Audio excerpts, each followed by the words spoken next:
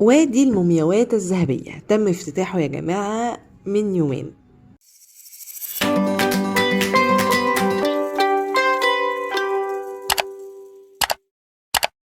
مسا الجمال على احلى متابعي قناة مصر جميلة مع نيرفانا. ازيكم عاملين ايه؟ يا رب تكونوا دايما بصحة وبخير وبسلام. امبارح او اول امبارح تم افتتاح مقبرة او وادي المومياوات الذهبية اللي موجود في الواحات البحرية. وبصراحة الكشف ده مهم جدا، ولازم تعرفوا أصله وفصله وتعرفوا ايه هي المقابر دي علشان تبقوا عارفين ان مصر ما كانتش وادي نيل فقط، ما كانتش كامت فقط، كانت كامت ودشرت. وده اللي احنا هنفهمه من حلقة النهاردة. حاجة اللي افتتح المقابر دي اللواء أحمد راشد محافظ الجيزة، وكان برفقة اللواء خالد شعيب اللي هو محافظ مطروح اللي هي بتقع فيها المقابر دي. المقابر دي هي مقابر جماعية أو جبانة زي وادي الملوك، زي مثلا سقارة، يعني مجموعة من الناس أكيد يعني ساكنين في مكان، فأكيد في جنب المكان اللي هم ساكنين فيه أكيد لازم يكون في مقابر. فدي المقابر بتاعة المكان ده اللي هي الواحات البحرية. المكان ده يا جماعة المكان ده كان بيسكنوا ناس في عصر اليوناني والروماني. مش معنى ذلك ان هما كانوا يونان ورومان، لا خالص. كان بيحصل ان كل منطقة في كل عصر بيحصل مناطق بتزيد الأهمية بتاعتها، ما كانتش موجودة قبل كده. ففي المناطق اللي هي الصحراوية تم استخدامها أكتر في العصور اليونانية الرومانية، لأن زي ما انتم عارفين التجارة بتنشط ما بيننا وما بين أوروبا عن طريق البحر الأبيض المتوسط، فبالتالي بيبتدي يتوجد تجمعات سكنية. بجانب ان المنطقة دي تم استخدامها في الفترة الأخرانية في عصر الدولة الحديثة من قبل اللي هم القبائل الليبية اللي سكنوا في المكان ده، وتم تعايش ما بينهم وما بين المصريين، فتوجد الناس اللي هناك اللي هم في دلوقتي زي مثلا في سيوة في أمازيغ. فالأماكن اللي كانت موجودة في وادي النيل خلاص الناس اللي فيها هم مش هينفعوا يتقبلوا أفكار وآراء تانية مختلفة عنهم، فبيحصل التجمعات السكنية دي بتطلع على مر العصور علشان تتكيف مع المستجدات اللي حصلت في العصور دي. المقابر دي بتبعد عن مدينة البويتي بحوالي 6 كيلو، وهي تعتبر من أهم الاكتشافات الأثرية اللي حصلت في القرن ال21. بصراحة يا جماعة إن انتوا تلاقوا كشف بهذه الأهمية كان يعني علامة فارقة في علم المصريات. هناك مش مقبرة واحدة، هناك أكتر من مقبرة، وكل مقبرة فيها الكثير من المومياوات، مش موميا واحدة لأنها بتبقى مقابر جماعية. مثلا المقبرة اللي هم واقفين فيها حاليا دي مثلا مساحتها 3 كيلو متر، وبتحمل رقم 54، وكان فيها 23 موميا. طبعا في الكثير من هذه المومياوات تحللت لما لقوها، وفي برضو في بعض المقابر التانية في نفس المكان في جزء من الجبل وقع عليهم، لأن المكان ده يا جماعة مش جبل بس، عارفين بيبقى صخر. فلما بيقع حبة صخر نتيجة للعوامل الزمنية، الصخر ده بيقع على بعض المومياوات، ففي بعض المومياوات فعلا تفتتت نتيجة لحدوث الإصابات دي أو الكوارث الطبيعية دي. المقابر التانية فيها مومياوات كتير، يعني انتوا عارفين بيقال او العدد اللي بيقال ان هم لقوه في المقابر دي كلها 250 موميا، تجمع سكني. فبالتالي مش هنلاقي مقبرة او مقبرتين بس اللي اتدفن فيهم الناس وبقية الناس ما ماتوش، لا كل الناس بتموت، فعدد المومياوات كتيرة جدا. لكن زي ما انا قلت لكم ما تبقاش منها كتير، تبقى منها حاجة بسيطة جدا، وده اللي قدرنا نعرضه في المقابر. وطبعا العرض بيكون لازم في ظروف تكون ملائمة لوجود هذه المواد والحفاظ عليها. يعني زي ما انتم شايفين المومياوات موجودة جوه فترين، والفترين دي جواها في تظبيط لدرجة الحرارة ودرجة الرطوبة عشان ما يحصلش المومياوات دي تآكل، وفي نفس الوقت تكون بعيدة عن ملمس الزوار. حتى المقابر دي تم وضع التكييفات فيها علشان الزوار، يعني لأن بصراحة درجة الحرارة هناك عالية جدا.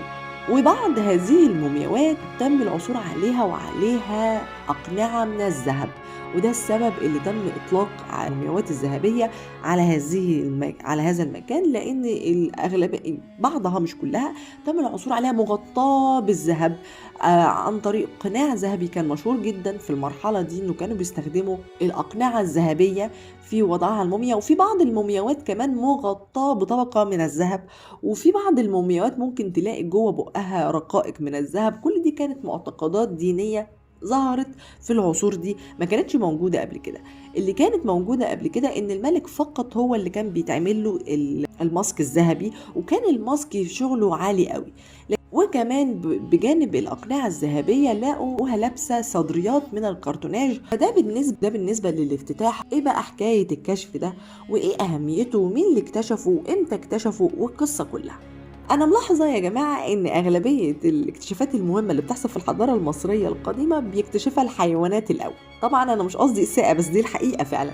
يعني مثلا القصة دي حصلت إن في 2 مارس 1996 كان الحارس بتاع معبد الإسكندر الأكبر اللي موجود في هذه المنطقة كان خلاص مروح بيته وبيجهز نفسه علشان يروح. وهو ماشي لقى الحمار بتاعه مذعور وبيجري في أماكن غريبة جدا، وخد طريق مختلف تماما عن الطريق الأصلي بتاعه. ونتيجة للخبطة الحمار وقع في حفرة من الرمال. فطبعا ده كانت حاجة غريبة بالنسبة للحارس، وهو اسمه عبد الموجود. استغرب جدا من الموقف اللي عمله الحمار. والحمار كان عنده حق بصراحة، لأن هو لما غير اتجاهه وحصل له نوع من أنواع الذعر وتغير طريقة حركته، الرجلين لما غرزت في حفرة. فالحارس عبد الموجود راح يشوف الحفرة دي، أو راح يشوف الحمار رجليه غرزت في إيه. بيشيل الرمل حبة في حبة عشان يطلع رجل الحمار. فلقى قدامه حاجة مخيفة جدا، لقى قدامه ماسكات ذهبية بتضحك في وشه. فطبعا ده حاجة الله يكون في عونه، يعني على إحساسه اللي حس بيه في الفترة دي. يعني تخيل كده بتبص كده في الأرض تلاقي حاجة منورة في وشك وبتضحك، لأن هو لما بص هو ما افتكرش إن هو ذهب. هو لما عمل الكشاف بتاعه لقى إن في نور، فقعد شوية عقبال ما استوعب إن دي ماسكات من الذهب. فطبعا خد بعضه وراح لمين؟ راح للي مسؤول عن هذه الحفاير، وهو الدكتور زاهي حواس. فلقى الكشف المهم ده، وطبعا دكتور زاهي حواس ما كدبش خبر، وراح عمل حفاير مهمة جدا في المكان، وبدأ بتوثيق اللي شافه، وبدأ في توثيق المعلومات. كشف عظيم جدا، مقابر كتيرة جدا لقاها، جبانة كاملة، مومياوات كثيرة مختلفة الأشكال والألوان والأنواع. وطبعا قدامنا بقى ايه بقى حفلة كبيرة هنعرف منها معلومات كتيرة. فضل الكشف ده من سنة 1996 لغاية سنة 2000 بيكتشفوا وبيطلعوا مومياوات وبيعالجوا مومياوات ودراسات كبيرة على هذه المومياوات. تم توثيق المقابر دي انها اول حاجة محفورة في الصخر، والمومياوات مدفونة في فجوات داخل هذه الصخور. ودي كانت طريقة اليونان والرومان ان هم كانوا بيدفنوا في الحيطة، طبعا على عكس المصريين القدماء. فكانوا بيعملوا كده زي ما تقولوا كده مصاطب يمين وشمال، يعني وانت ماشي كده تلاقي مصاطب على يمينك وشمالك، وممكن تلاقي كمان مصاطب على دورين، يعني ممكن تلاقي مدفون على دورين وانت ماشي المومياوات يمينك وشمالك، ملفوفة بلفائف الكتان، يعني مش محطوطة داخل توابيت. بعضها طبعا الناس اللي عائلة القوم شوية، الناس اللي معاه فلوس شوية، هم اللي قدروا يحطوا الذهب على وشهم. بتاعت الكرتوناج بتبقى على الصدر، بيتم التعويض عن الرسومات الموجودة على التوابيت بهذه الماسكات أو الرسومات. بيرسموا عليها برضو آلهة مصرية ودعاوي مصرية قديمة وتراتيل وترانيم وحاجات كتيرة جدا، يعني الغرض منها إعادة البعث. لكن مع الأسف المومياوات دي لما لقوها ما لقوش عليها أسامي خالص، أساميهم ما كانتش مكتوبة.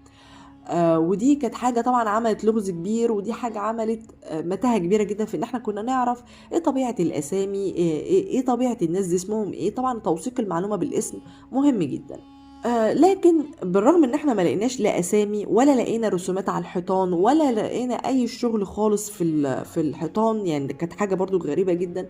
لكن لقينا مقتنيات الاموات دي والمومياوات دي بجوارها، ومومياوات في منتهى يعني ومقتنيات في منتهى الجمال، يعني حلي ومجوهرات وعملات بتعود للعصر الروماني وحاجات كتيرة جدا. لكن ما عملوش لا رسومات على الجدران، ولا لقينا معاهم كتب موتى، ولا لقينا معاهم برديات، ولا لقينا معاهم اي حاجة خالص. هي مجرد المومياوات، وفي اللي هي محطوطة باللفائف العادية كده، وفي ايه المومياوات المحطوطة بمقتنيات. وطبعا هنا الموضوع فيه مشكلة، هنتعرض ليه، ان احنا عايزين معلومات وثيقة اكتر من كده. فتم اجراء الكثير من الاشعة الاشعة اللي هي اللي بيدرسوا بيها المومياوات دي، سنها، عمرها، ايه طبيعة الاكل بتاعها، الصفات الجينية بتاعتها. لقوا حاجة غريبة قوي، لقوا ان المومياوات دي كانت مريضة بالكوليرا او طاعون، وده سبب وفاتها، ويمكن يكون هو ده سبب وضعها في المقابر دي بسرعة، وعدم الاعتناء بتهذيب هذه المقابر كنوع من انواع ان ايه ان يعني المرض ده وبائي، فبالتالي هم عايزين يتخلصوا منه على اكبر قدر. لا، طب هل الموضوع ده السبب في ان المقابر دي معموله اي كلام؟ لكن المومياوات ما هي متحنطه، يعني المومياوات دي اتحنطت، فهل اللي قاموا بتحنيط المومياوات ما خافوش من الموميا ذات نفسها اللي فيها المرض، وخافوا من اللي هم يعملوا المقابر دي؟ ولا هي المقابر دي كان ليها مكان تاني وشالوها من مكانها وحطوها في المكان ده، زي الخبيئة بتاعت خبيئة المومياوات اللي احنا لقيناها في بتاع الدير البحري، وبتاع في خبايا كتيرة بنلاقيها بالمنظر ده. هل دي خبيئة ولا دي فعلا جبانة؟ فهنا في بعض الأسئلة الواحد مفروض يسألها لنفسه بصراحة. كان نفسي ألاقي إجابة ليها. المومياوات دي أو المقابر دي بتعود للقرن الثالث قبل الميلاد، وفي بعض المومياوات سابوها في مكانها، يعني مثلا المقبرة دي فيها 16 موميا تم العثور عليها بداخلها، يعني سووها زي ما هي، بس عملوا لها نوع من انواع المعالجة وحطوها تاني. وفي الكثير من المومياوات تم توزيعها على الكثير من المتاحف المصرية، من ضمنهم حتى متحف الواحات البحرية. ليه؟ علشان كل الناس يبقى ليها فرصة انها تشوف المومياوات النادرة دي، لانها مش موجودة كتير. يعني سبحان الله الفترة دي بتتميز بهذا النوع من المومياوات. طبعا الافتتاح ده مهم جدا، لان ده يدل على ان هيبقى فيه اهتمام بالاثار اللي موجوده في المحافظات التانية. فبالنسبه لنا احنا هنبتدي ان احنا لما نيجي نتكلم او نيجي نشرح ما يبقاش فيه ان لما حد يجي يسالنا طب هي مصر كانت الاقصر بس او اسوان بس او سقاره او جيزه او اسكندريه، ليه ما فيش اماكن تانية؟ لا يا جماعه في اماكن تانية، لكن ما كانش بيتم الاهتمام بيها. حاليا بيتم الاهتمام بيها ووضعها على الخريطة السياحية، تقدروا ان انتوا تروحوا تشوفوها. وده كان موضوع النهاردة، يا رب يكون الفيديو عجبكم. ولو الفيديو عجبكم ما تنسوش تشتركوا في القناة وتفعلوا الجرس وتنتظروا مني كل ما هو جديد، وتتفرجوا على كل ما هو قديم. وشكرا جدا على متابعتكم لي.